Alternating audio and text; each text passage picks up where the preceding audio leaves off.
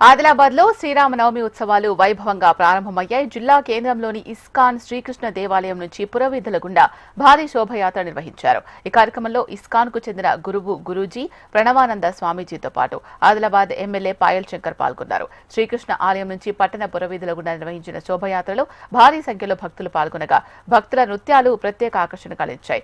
వేడుకల ప్రాశస్త్యంపై గురూజీ భక్తులకు వివరించారు.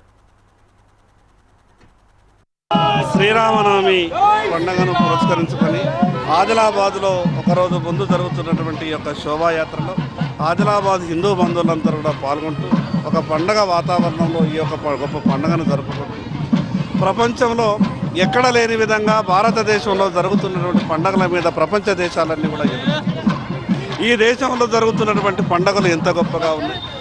ఇప్పుడు ప్రపంచమంతా కూడా భారతదేశం వైపు చూస్తూ ఉన్నది.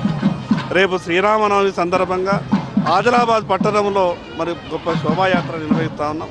రేపు సాయంత్రం 5 గంటలకు జరిగేటటువంటి ఆ శోభాయాత్రలో కూడా ఆదిలాబాద్ ప్రజలందరూ కూడా పాల్గొని దేశమంతా కూడా ధార్మికత వైపు, దేశమంతా కూడా భక్తి శ్రద్ధలతో ఈ యొక్క కార్యక్రమాన్ని నిర్వహిస్తూ ఉన్నాం.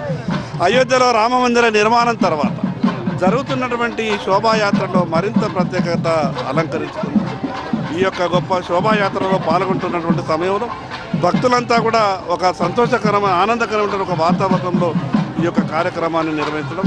మరొక్కసారి నా హిందూ బంధువులందరికీ కూడా శ్రీరామనవమి శుభాకాంక్షలు.